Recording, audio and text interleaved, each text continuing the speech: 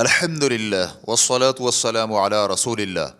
لوگ بھوکے کیوں مر رہے ہیں حالانکہ رزق لکھا ہوا ہے؟ سوال کیا گیا ہے اگر اللہ تعالیٰ نے ہر انسان کا رزق لکھا ہوا ہے تو لوگ پھر بھوکے کیوں مر رہے ہیں؟ الجواب بعون اللہ سبحانہ وتعالی، بے شک اللہ تعالیٰ ہی رزق دینے والا اور سب سے بہترین رزاق ہے، اور زمین پر جتنے بھی چلنے پھرنے والے ہیں ان سب کی روزیاں اللہ تعالیٰ کے ذمے ہیں، اور یقیناً کسی لالچی کا لالچ اللہ تعالیٰ کے رزق کو زیادہ نہیں کر سکتا، اور نہ ہی کسی ناپسند کرنے والے کی ناپسندیدگی اسے ہٹا سکتی ہے۔ اور یہ اللہ تعالیٰ کی حکمت ہے کہ اس نے اس رزق کے معاملے میں لوگوں میں فرق رکھا ہے، جس طرح کہ ان کی خلقت اور اخلاق میں فرق کیا ہے۔ تو وہ اللہ تعالیٰ جسے چاہے رزق زیادہ اور جسے چاہے کم دے، اور ایک قوم کے رزق میں کشادگی کرتا ہے تو دوسروں کے رزق میں تنگی۔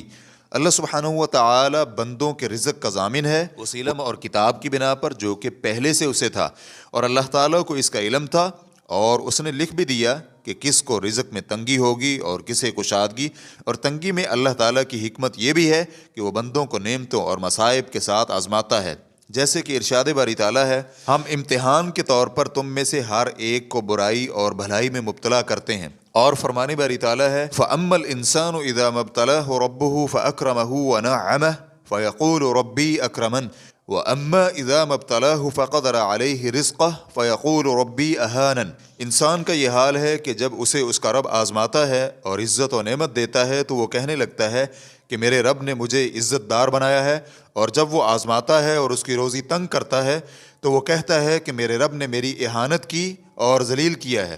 سورۃ الفجر آیت نمبر 15 اور 16۔ پھر اس کے بعد فرمایا، کلا، ایسا ہرگز نہیں، یعنی معاملہ ایسا نہیں جیسا کہ انسان گمان کر رہا ہے، بلکہ اللہ تعالیٰ اگر کسی کو نعمتیں دیتا ہے یا تنگی ہوتی ہے تو وہ بطور امتحان اور آزمائش ہے، نہ کہ اسے عزت دینے اور ذلیل کرنے کے لیے۔